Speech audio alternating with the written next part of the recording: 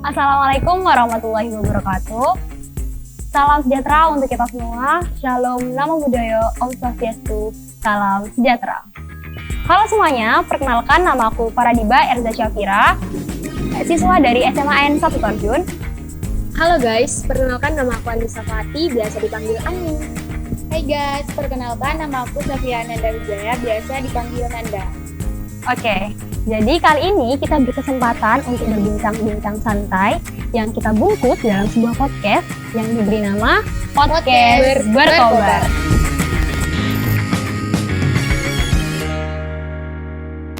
Nah, sebelum masuk ke pembahasan nih, aku pengen nanya kabar dulu. Apa kabar nih kalian? Lihat dari dress code udah sangat mencintai Indonesia ya, dan muka-muka semangat. Gimana kabar kalian? Alhamdulillah kabarku baik. Kalau kabarmu gimana? Alhamdulillah aku baik. Kalau Nanda gimana? Alhamdulillah baik juga. Tugas aman? Aman sih, alhamdulillah. Oke. Keseharian kalian apa sekarang? Pastinya kan sebelum pandemi dan saat pandemi itu ada perubahan kan? Sekarang kalian lagi sibuk apa? Kalau aku sih nggak terlalu sibuk ya, cuma mungkin kemarin-kemarinnya sempat numpuk tugas sih ya. Ya sama sih, itu sama. Tapi udah masih keteteran kah? Apa enggak? Kan udah PTM kan sekarang ya? Iya. Nah, pandemi udah 1 tahun lebih kan? Kita udah ngerasain yang namanya perubahan cara belajar. Kita pernah daring dulu pas awal-awal pandemi, kita daring, pembelajaran jarak jauh dari rumah. Dan alhamdulillah sekarang SMA N 1 Tarjun sudah menerapkan yang namanya pembelajaran tatap muka terbatas. Nah, aku sebagai siswa juga sangat mengikuti itu ya, memperhatikan sekali perubahan-perubahan yang terjadi. Nah, kalau menurut Nanda nih, pendidikan di era new normal itu pendidikan yang seperti apa? Kemarin aku juga sempat browsing pendidikan di era new normal. Menurut Kemendikbud itu pendidikan new normal sendiri disebut peradaptasian baru atau kebiasaan baru yang kita jalani dalam kehidupan sehari-hari. Kehidupan yang kita jalani sekarang adalah di era masa pandemi COVID-19. Kebiasaan yang kita jalani sekarang adalah memakai masker, menjaga jarak, mencuci tangan, dan lain sebagainya. Berarti dapat disimpulkan bahwa pendidikan era new normal itu berarti pendidikan yang memiliki penormalan baru ya. Nah, ada kata baru di situ. Berarti kan ada perubahan-perubahan toh. Nah, menurut Ani nih, yang terjadi sama Ani aja deh. Perubahan-perubahan apa sih yang signifikan entah dalam keseharian atau dalam proses belajar mengajar? Oke, pastinya ada perubahan ya, Ca.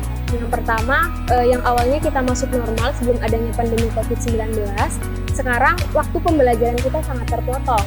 Yang pada awalnya kita belajar dari jam 7 sampai jam 4 sore, sekarang waktu kita sudah terpotong dari jam 7 sampai jam 11.30.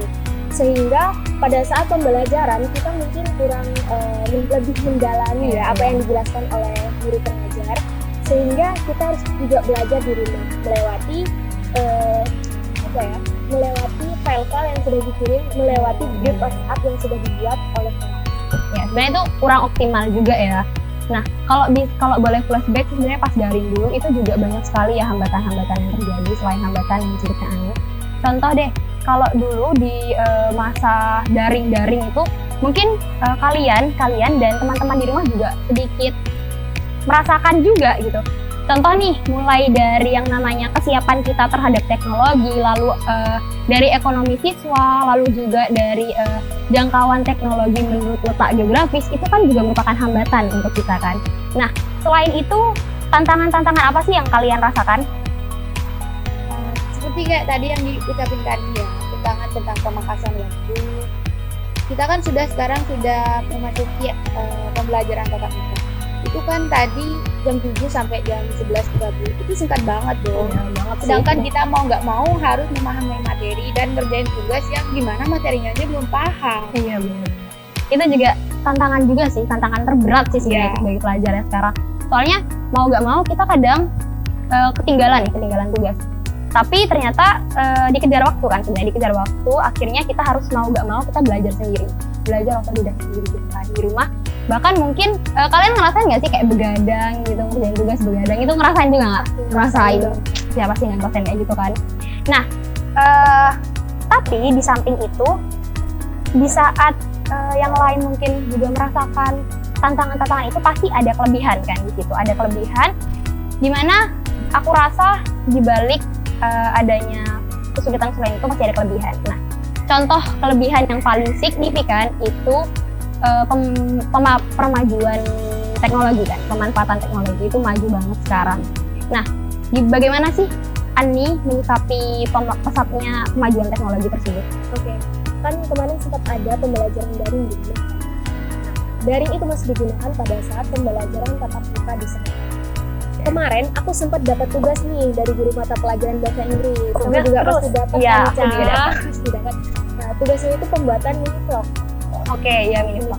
Dimana kita yang pertamanya tidak mengenal tentang editor, edit kita tidak tahu. Pada saat itu pun kita harus mencari tahu bagaimana cara mengedit video yang benar, bagus, sehingga bisa menarik orang. Jadi kita harus lebih bisa iya sih, soft skill juga kita harus. Nah, itu maksudku kenapa selain ada hambatan-hambatan tadi, kelebihan tuh ternyata banyak. Kita bisa melihat hambatan-hambatan itu dari sudut pandang yang berbeda. Contoh awal mungkin teman-teman juga merasa kayak, duh aku nggak bisa ngedit. Aku merasa aku nggak punya kemauan, bukan nggak punya kemauan sih, nggak punya kemampuan di situ. Tapi mau nggak mau, karena emang itu tuntutan tugas, kita akhirnya belajar otodidak di situ. Soft skill kita bertambah kan di situ. Itu juga salah satu kelebihan dari daring dan sekarang PTM sekarang masih digunakan kan soft skill itu. Nah, dari situ menurut kalian efektif gak sih pembelajaran sekarang di era new normal ini, yang sekarang alhamdulillah sudah PTM kan, sudah pembelajaran tatap muka terbatas, itu efektif gak menurut kalian? Efektif ya, karena yang pada awalnya kita belajar di rumah, sekarang kita bisa mengikuti pelajaran secara langsung. Akan tetapi mungkin ada sedikit perbedaan ya Ca, yang berawal dari pada setiap jam mata pelajaran itu dari 40 menit, sekarang sudah berkurang menjadi 20 menit. Sehingga apa yang dijelaskan oleh guru tidak terasa sekali. Iya, benar-benar banget. Tiba-tiba lagi ngejelasin matematika, apalagi biologi, matematika, kimia, udah selesai. Iya, itu sih, itu tantangan juga sih buat kita. Tapi itu juga kita dapat petik, dimana berarti kita emang harus selalu belajar kan, kita harus haus dengan, ya. Oke. Terakhir nih, tidak terasa kita sudah ada di penghujung acara. Aku pengen nanya nih sama kalian, harapan-harapan apa sih yang kalian ingin utarakan untuk pendidikan Indonesia ke depannya? Harapanku Kak ya, semoga pandemi cepat berlalu biar kayak belajar seperti normal lah ya. Biar nggak keteteran. Kalau menurut aku ya, semoga para pelajar yang ada di Indonesia ini bisa beraktivitas kembali. Iya, benar. Karena sebenarnya bukan cuma itu aja kan yang terpending, semuanya terpending kan. Oke. Berarti dapat kita simpulkan bahwa hambatan-hambatan tadi itu, jika kita melihat dari sudut pandang yang berbeda, itu bisa menjadi kelebihan kan.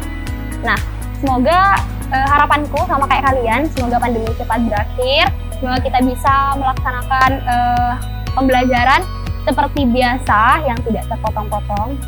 Oke. Oh ya, kalian itu tadi begadang kan, ada tugas begadang, semoga nggak begadang lagi ya, nggak keteteran lagi. Oke, teman-teman di rumah tetap jaga kesehatan, jangan lupa pakai masker, keluar rumah kalau ada kepentingan aja, dan juga sehat selalu dan bahagia selalu. Terima kasih. Wassalamualaikum warahmatullahi wabarakatuh.